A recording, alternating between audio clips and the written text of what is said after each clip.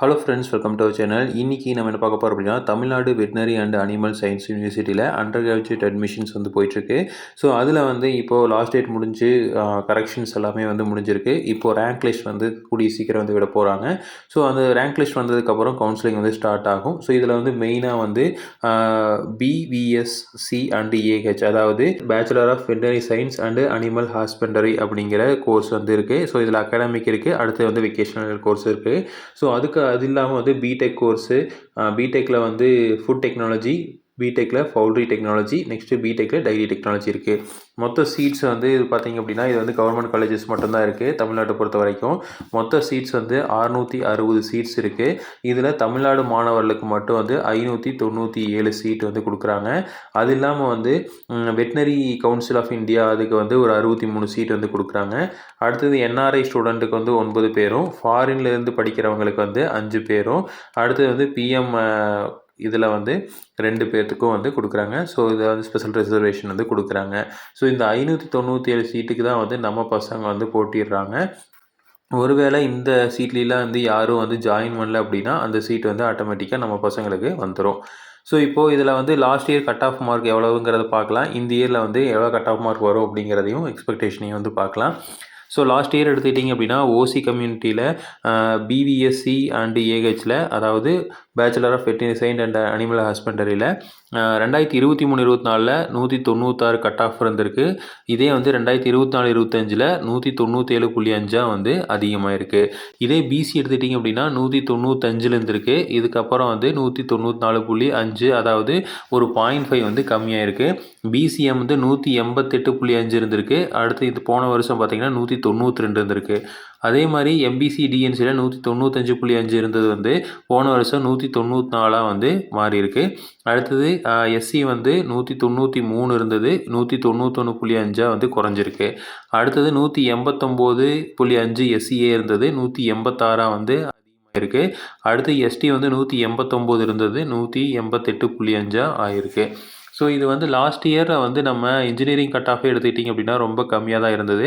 But இந்த time வந்து cut off marks வந்து நிறையா பேர் அதிகமாகிடுச்சு. அதாவது 190க்கு மேலே கட் ஆஃப் வாங்கினவங்களே வந்து கிட்டத்தட்ட வந்து 2000 பேர் வந்து அதிகமாகிருக்காங்க. 185க்கு மேலே கட் ஆஃப் வாங்கினவங்க வந்து 4000 பேர் லாஸ்ட் இயர் கம்பேர் பண்ணுறப்போ அதிகமாகிருக்காங்க.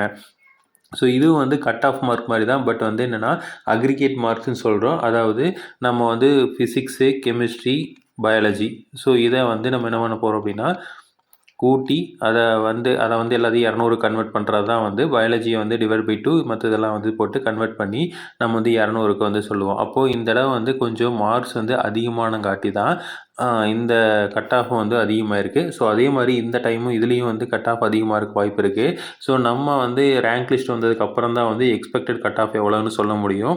பட் இதில் வந்து இதை கம்பேர் பண்ணி பார்க்குறப்போ கண்டிப்பாக இந்த தடவை வந்து +1.5 அதிகமாக இருக்குது வாய்ப்புகள் வந்து கொஞ்சம் இருக்குது. அப்போது 1.5 அதிகமாக இருக்குது அப்படின்னா இது எல்லாத்துக்குமே 1.5 அதிகமாகாது.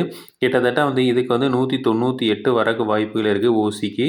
பிசிக்கு வந்து 196 வரக்கு வாய்ப்புகள் இருக்குது. பிசிஎம்முக்கும் வந்து அதே மாதிரி 192 வரக்கு வாய்ப்பு இருக்குது.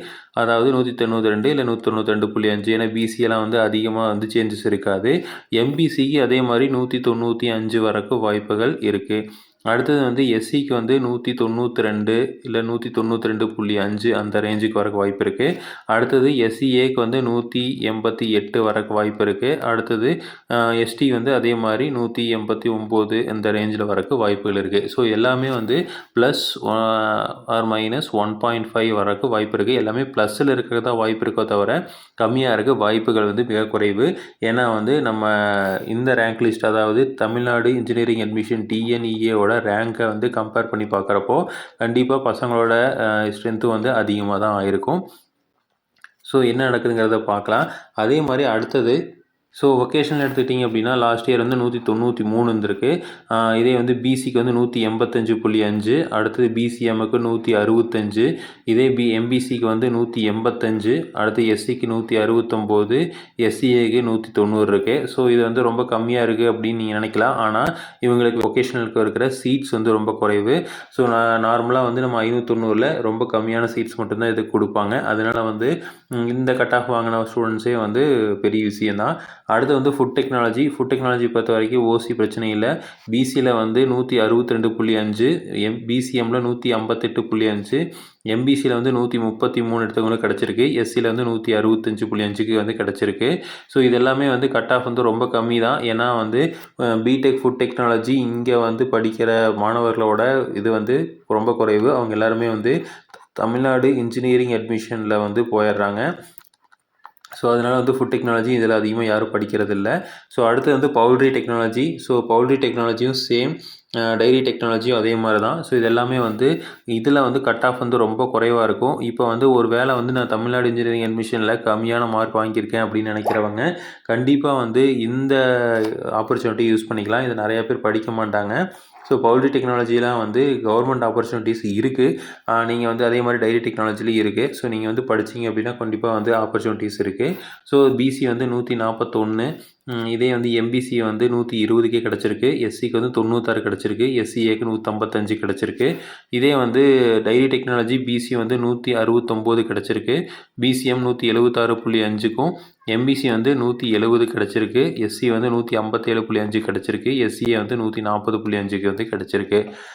ஸோ நெக்ஸ்ட் வந்து 7.5% கவர்மெண்ட் ஸ்கூல் ஸ்டூடெண்ட்ஸோட கோட்டா. ஸோ இது வந்து லாஸ்ட் இயரில் யார் கிடச்சிருக்கு அப்படின்னா, ஸோ மெயினாக வந்து இதுதான் நம்ம எல்லாருமே பார்க்குறது. ஸோ இதில் வந்து பேச்சுலர் ஆஃப் வெட்டனரி சயின்ஸில் வந்து பிசி வந்து 192.5க்கு வந்து கிடச்சிருக்கு. பிசிஎம் வந்து 187க்கு வந்து கிடச்சிருக்கு. எம்பிசிக்கு வந்து 193க்கு வந்து கிடச்சிருக்கு. அடுத்து எஸ்சி வந்து 192க்கு வந்து கிடச்சிருக்கு. எஸ்சிஏக்கு வந்து 193.5க்கும், எஸ்டிக்கு வந்து 187.5க்கு கிடச்சிருக்கு. ஸோ கண்டிப்பாக இந்த டைமும் வந்து இதை விட வந்து +1.5 இருக்கிறதுக்கு வாய்ப்புகள் நிறையா இருக்குது. ஸோ அதனால வந்து நீங்கள் 7.5 கோட்டாவில் ஃபில் பண்ணுறீங்க அப்படின்னா 194, 195 அந்த ரேஞ்சில் இருக்குங்க அப்படிங்கிறத பார்த்துக்குங்க. அடுத்து வந்து ஃபுட் டெக்னாலஜி வந்து எம்பிசிக்கு வந்து 181க்கு வந்து கிடச்சிருக்கு. அடுத்தது வந்து எஸ்சிக்கு 181க்கு வந்து கிடச்சிருக்கு. எஸ்சிஏக்கு 181.5க்கு வந்து கிடச்சிருக்கு. இதே வந்து பவுல்ட்ரி டெக்னாலஜி வந்து எம்பிசிக்கு 174க்கு வந்து கிடச்சிருக்கு. இதே டைரி டெக்னாலஜி பிசிக்கு வந்து 183க்கு வந்து கிடச்சிருக்கு. ஸோ இந்த ஆப்பர்ச்சுனிட்டியை நீங்கள் யூஸ் பண்ணிக்கலாம். ஏன்னா வந்து இந்த மாதிரி பவுல்ட்ரி டெக்னாலஜி இது கவர்மெண்ட் கோர்சஸ்லாம் வந்து ரொம்ப கம்மியான மார்க்குக்கு வந்து கிடைக்காது தமிழ்நாடு இன்ஜினியரிங் அட்மிஷனில்.